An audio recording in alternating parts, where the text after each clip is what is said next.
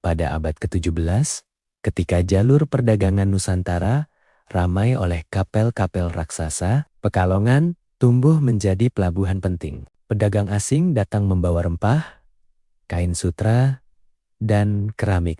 Mereka bertemu dengan penduduk setempat yang tekun, terutama para perempuan pengrajin yang bekerja dalam diam, menciptakan motif-motif batik yang kelak membuat nama Pekalongan mendunia. Di sebuah kampung batik kecil, hiduplah seorang gadis bernama Sarinah. Dari ibunya, ia belajar bahwa batik bukan sekadar kain. Setiap garis dan titik yang ditorehkan canting adalah kisah leluhur tentang perjalanan panjang, perjumpaan budaya, dan keyakinan yang mengakar. Sarinah tumbuh di masa ketika pengaruh asing makin kuat. Pada abad ke-19, Belanda mulai memandang batik sebagai komoditas bernilai tinggi. Mereka membuka kantor dagang, memesan motif tertentu, bahkan berusaha mengatur proses produksi. Namun, Pekalongan tidak pernah kehilangan jati diri. Pengrajin-pengrajin di sana justru menciptakan motif pesisir. Warna lebih berani, garis lebih bebas, dan simbol-simbol yang lahir dari pertemuan budaya. Suatu hari, seorang pejabat Belanda mendatangi kampung Sarinah.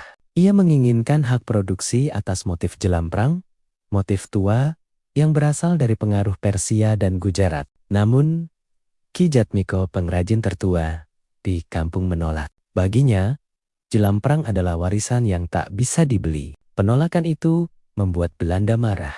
Mereka menekan para pedagang agar tak membeli batik dari kampung Sarinah. Banyak keluarga kesulitan bertahan.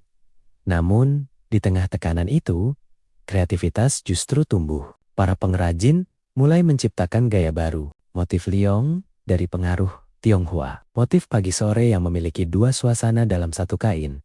Hingga motif hokokai yang lahir ketika Jepang menduduki Nusantara. Sarinah adalah salah satu yang paling cepat beradaptasi. Ia menggambar burung phoenix dari cerita yang dibawa pedagang Tiongkok, memadukannya dengan bangga-bungga pesisir yang ia lihat setiap pagi di pasar. Kain-kain baru itu segera menarik perhatian pedagang luar negeri. Dari Singapura, Bombay, hingga Amsterdam, batik Pekalongan kembali dicari orang. Ketika Belanda menyadari bahwa motif baru itu tidak bisa mereka kuasai, mereka terpaksa melepas tekanan. Kampung Sarinah hidup kembali. Para pengrajin menjemur kain sepanjang gang, warna merah mengkudu dan biru nila menari di bawah matahari. Pada masa kemerdekaan, Pekalongan semakin mengukuhkan jati diri sebagai kota batik. Batiknya tak hanya dikenal sebagai produk seni, tetapi juga sebagai simbol keberanian.